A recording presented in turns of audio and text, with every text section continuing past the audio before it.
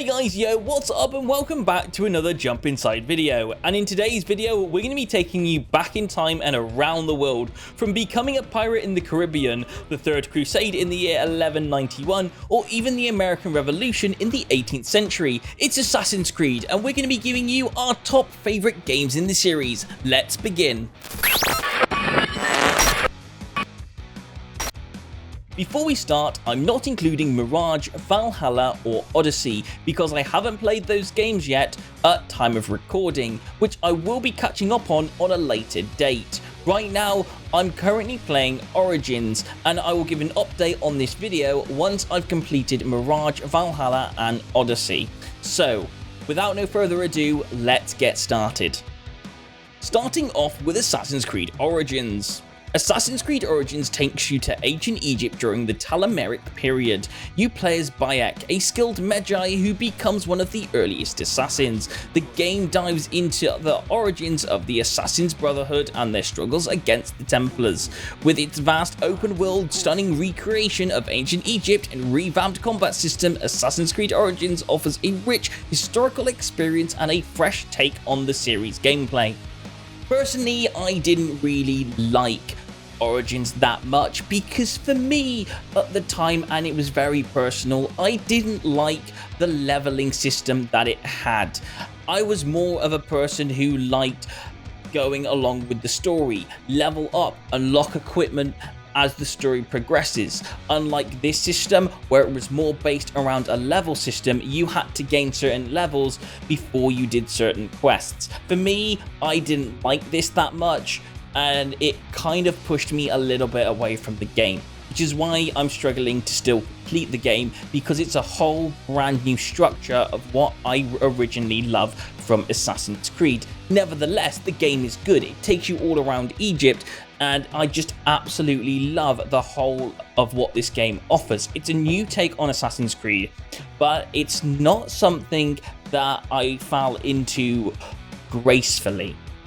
Anyway, moving on to the next game. Next is Assassin's Creed Unity, transporting players to the 18th century Paris.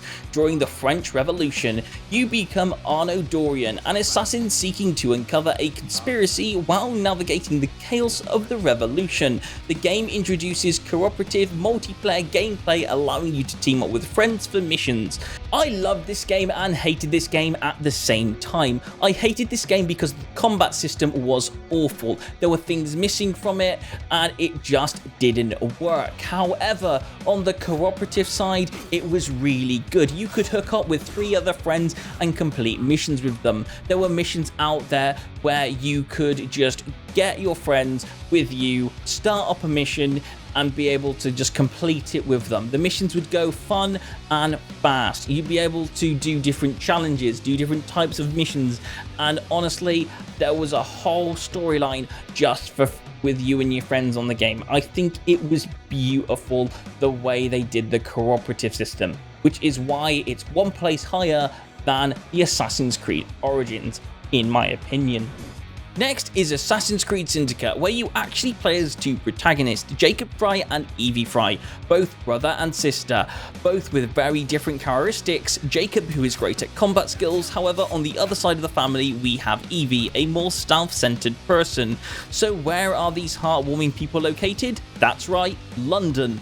Yes, I know, what a surprise. Anyway, the game is set in London around 1868, which both twins start to revolt against an old man called Crawford and his army of mercenaries. Pretty much, they just want to kill him. Otherwise, that's Assassin's Creed Syndicate. Personally, I actually like Assassin's Creed Syndicate. It takes what Unity had and it fixes all those combat bugs and errors and makes it into something beautiful. It's one of the games that I really enjoyed. It was a new take and it was very good at bringing out a new combat system that refreshed what Unity offered in the first place. It's one of my favorite Assassin's Creed games and it gets that rank just a little bit higher than Unity.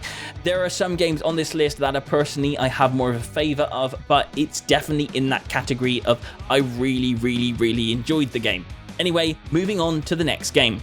Next is Assassin's Creed Brotherhood, and Assassin's Creed Brotherhood continues the story of Ezio Auditore da Firenze as he returns to the Renaissance Italy, specifically Rome in the late 15th century. Players follow Ezio's quest to rebuild the Assassin's Brotherhood and take down the corrupt Templar Order led by Caesar Borgia.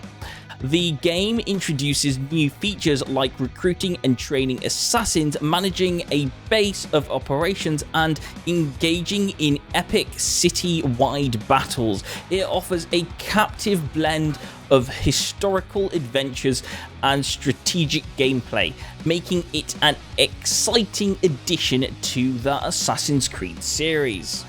One of the main things that I really loved about this game compared to all the others in this series was this was the first game to really introduce what an open world Assassin's Creed game could be. You had this one open world area of Italy and you could go in there and you could do stuff. You could go to different areas, but it would all be part of one big area, which would be really cool. Different areas would slightly unlock as the game progressed, but you didn't have to fast travel to different locations. Everything was all based in one area. It was a fresh take of an open world Assassin's Creed game, and I absolutely love it.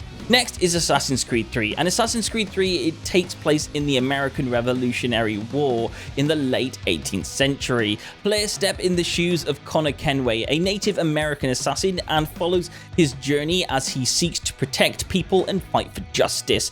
The game features a blend of historical events and exciting action, including epic battles and stealthy assassinations, making it a thrilling adventure for gamers interested in history and action-packed gameplay.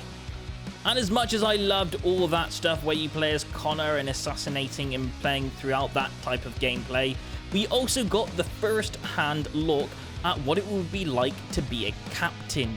I mean, we get to actually play this later in one of the next games, Black Flag, but this game opened all the doorways. It was really good to finally drive a boat and to do something different apart from assassinating. You were able to go on this boat and just to drive it around and do what you like and blow up other pirate ships. It was really fun. It was good and it was enjoyable and I loved it. Moving on to the next game. Next is the original Assassin's Creed game. Players travel back to 1191 during the Third Crusade. You assume the role of Altair, a skilled assassin who is part of a secret order. Your mission is to uncover a conspiracy and eliminate key targets to maintain peace in the Holy Land. This game is engaging for those interested in what history was like around then, even though it's not 100% accurate, and it's also got intense gameplay. So overall, it's a pretty good game. And I absolutely love this game. This was the first Assassin's Creed game I played. I got into it as the game came out. I absolutely loved running around and being able to experience what this new game world would be. And I absolutely loved every portion of it. Again, I will mention this isn't my top favorite Assassin's Creed game, but it is my first, so it always has a place in my heart. So I absolutely love the game. Anyway, moving on. Next is Assassin's Creed 4 Black Flag, and it plunges you into the thrilling world of pirates during the golden age of piracy in the Caribbean. You assume the role of Edward Kenway, a charismatic and cunning pirate who becomes captain in a conflict between assassins and Templars as you explore a vast open world environment filled with tropical islands. You can command your own ship and engage in epic naval battles, creating an immersive pirate experience. I think one of the best things about this game is the upgrade system, which normally up till now you would have to upgrade your home base, make more money, and then use that money to buy things. This game changed it a little bit because everything that you purchase as an upgrade goes towards the ship.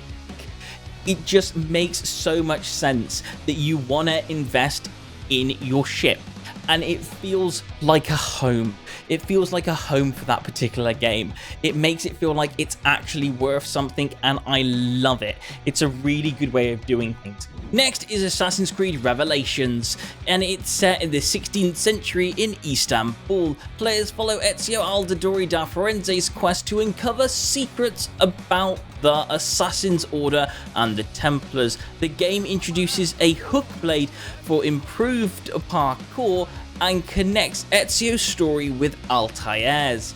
With its exotic setting, exciting gameplay, and a focus on revealing hidden truths, Assassin's Creed Revelation provides a satisfying conclusion to the Ezio trilogy. And as it's the third and final game of Ezio's trilogy, it really wraps around and completes his storyline. He becomes a master assassin at this point, super skilled and super awesome. He has some super cool outfits in this game that just make him really feel like the master assassin, and rightfully so that he should. He's been through a lot of stuff in his life, and he comes out as the master of all assassins. In what I believe, he is the master assassin of all assassins in all the games. And yes, he generally is one of my favorite characters. Next is Assassin's Creed 2, and it's set in the vibrant Renaissance Italy, immersing players in a visual stunning world filled with iconic cities. The game's narrative revolves around Ezio Auditore da Firenze, who seeks vengeance against those who betrayed his family. Evolving from a young noble into a skilled assassin, along the way players will unravel a complex conspiracy that spans generations, making for a gripping and historically rich gaming experience. This game has a story in it, and I absolutely love it. From the previous game that gave somewhat of a story, this game really adds a lot more story content, and it just allows you to explore. It takes you to different areas and gives this character growth. You follow this character through his journey, you feel his pain, you feel his anger, and you see how he becomes from one thing where he doesn't have any experience to becoming one of the most powerful assassins of all times. This game is such a good game. I absolutely love every portion of it, and it is one of my favorite Assassin's Creed games. It is my favorite Assassin's Creed games of all times. Anyway, that's it right there. I hope you enjoyed this video. If you did, please don't forget to tell me what you think about this, and of course we'll continue to do more top 10s down the future. I'm so sorry that this wasn't a full-on 10, but I didn't want to give you anything that I didn't experience myself. So next game that I'm going to be showing off is probably something around the new Mirage game, so I'm excited to see and experience that one. So hopefully this will be a 10 game completion at some point in the future. So hopefully you enjoyed, thanks for watching, and I will see you guys on another Jump Inside video. Tell me what your favourite Assassin's Creed game in the comments down below. I'll see you later, and goodbye.